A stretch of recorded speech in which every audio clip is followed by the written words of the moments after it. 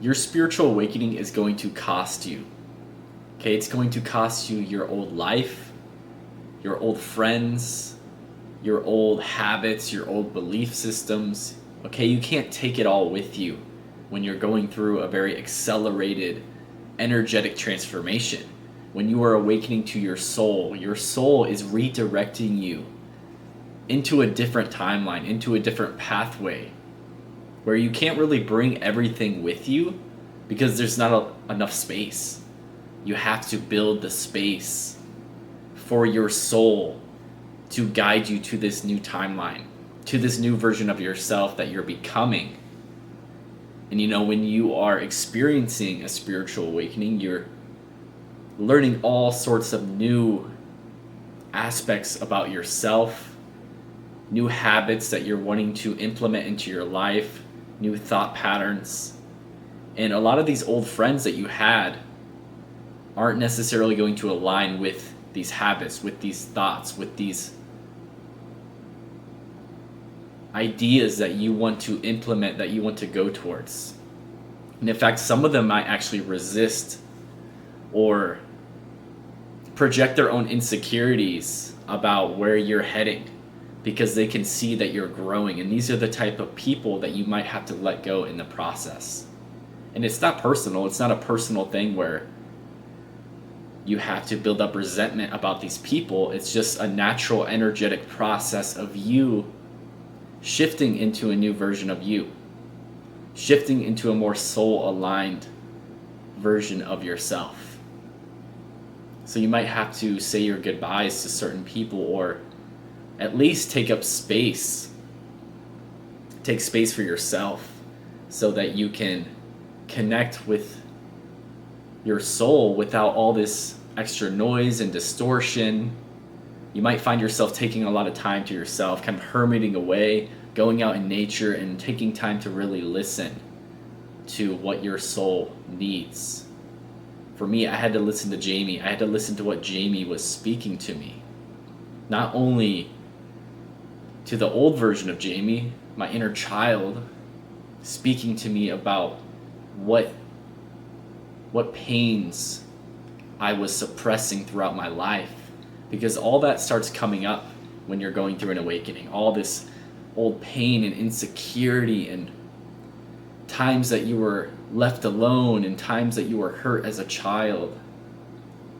Even past life pains start coming up to the surface, and it might not even make logical sense, but you have to feel these things in order to get to the next level, in order to forge this new identity of yourself that's more connected to your soul, that's more connected to your heart, more connected to your energy.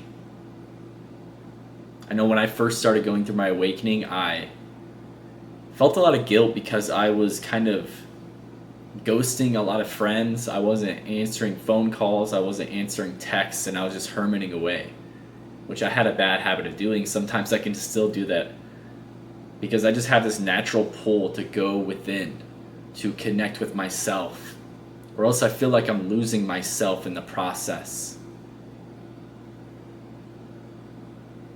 So don't be discouraged if you're starting to lose friends in the process, if you're starting to feel alone, because you're in this process of transformation. And in the process of transformation, you have to go through this transition period. It's like going from the dark into the light. Like you're in a dark room, you turn on the lights and your eyes have to adjust. You go through an adjustment period. The same thing happens internally or even externally in our life. We go through a transitionary period. Between every death and rebirth, there is this void. There is this culmination of energies that are being produced, that are being collected, being prepared for this next evolution, for this next adventure that you're going through. So remember that. You might have to let go of a lot of things that maybe were dear to you at a time.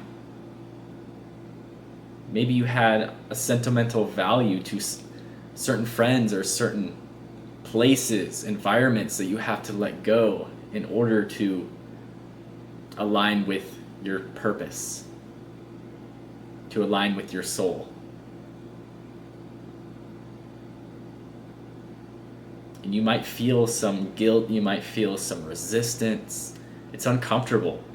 Our soul literally forces us to get uncomfortable. It's not really even a forcing, it's just a helpful hand, actually, guiding you towards your next destination.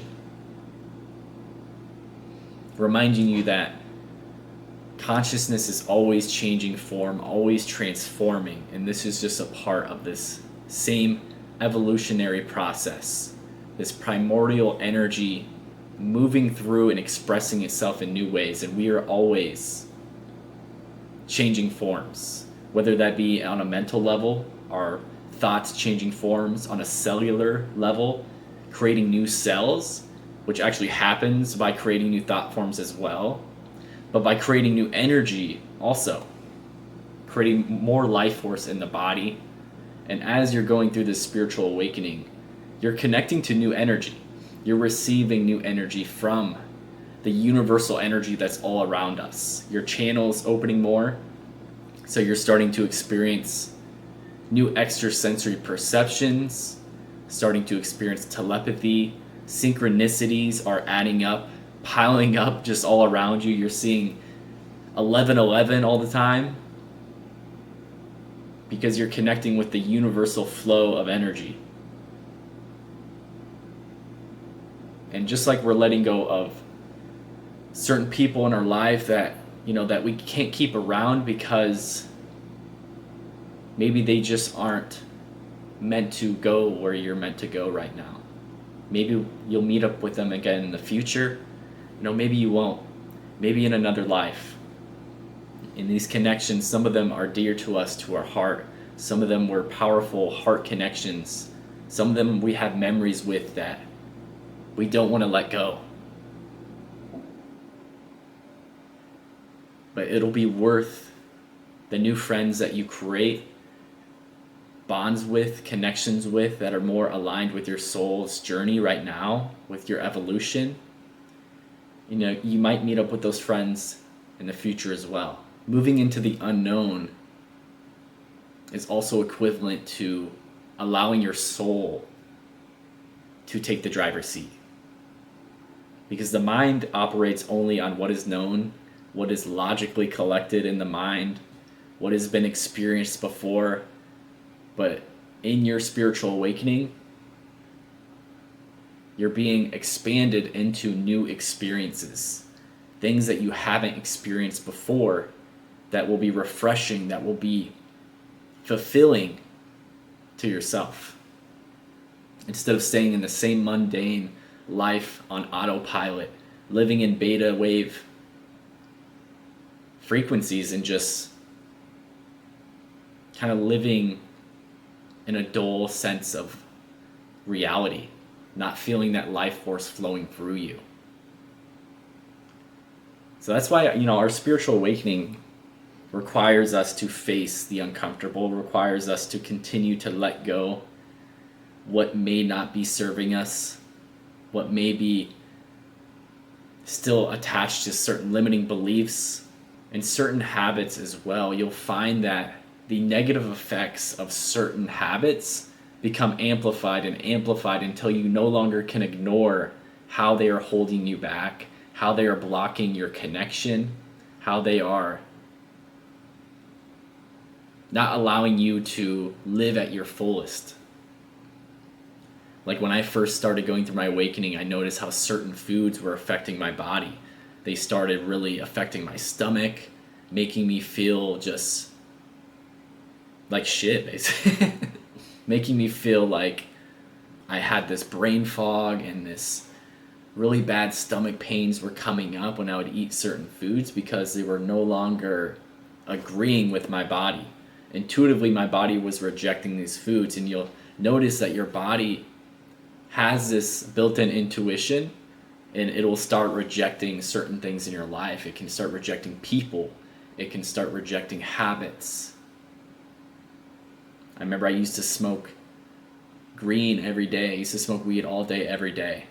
And over time, when I started going through my Kundalini awakening, I started just getting this deep anxiety and feeling like, okay, this isn't helping me anymore. This is keeping me comfortable. And I kind of had this identity that, I was a stoner. I was always that person. People knew me as that person. So even when quitting that, it was kind of difficult because I had to face saying no to people offering this to me. I had to say no to myself. I had to set boundaries with myself. I had to face the feelings of maybe people judging me for no longer being in that identity that I was always in. People knew me as that person, so I kind of had a comfort with that identity.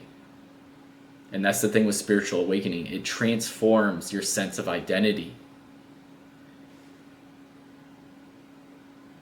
We all have a perception of ourself that is always changing, always transforming, but the core of ourself, the core of our soul is eternal.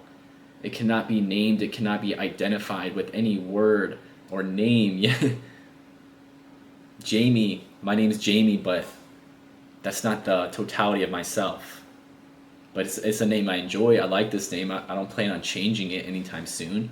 If I feel called to, people do change their names. It can change the frequency, the life path you are on also. Your full name has a frequency to it. But we can get attached to these roles that we're playing. It's part of this experience. We're here to get attached. We're here to live fully in this reality. But we'll always find a new form. We'll always change the way we're expressing ourselves. Getting a new haircut. Putting on new clothes. Finding a new job. Getting a new car. You name it. Just anything. Changing the color of your room. Is changing the frequency, getting a refreshing feeling of something new. So just remember that life is always flowing, always transforming. And during your spiritual awakening, you will look back years and years from the initial activation and see how much you have changed. Even in the first couple years, you sometimes think you know everything, and then you progress a couple more years and it's like, wow, none of that really mattered. What really matters is kind of different. And you see how much implementing what you have learned is so important. I look back at myself years ago and you see how much you've had to let go. Even in your spiritual awakening, you have to let go of certain spiritual concepts or beliefs that maybe you felt were helping you or you felt you were interested at one time, but then it's like that starts to change also. So this this experience is an interesting one. So just have fun with it. Have fun with the rebirths, the activations, and just enjoy the process. All right? Peace and much love. Subscribe to my channel, Soul Expansion, if you want to see more videos like this and receive guidance from me. I also do one-on-one energy transformation. I do readings, intuitive energy readings. I'm a spiritual mentor. DM me on Instagram.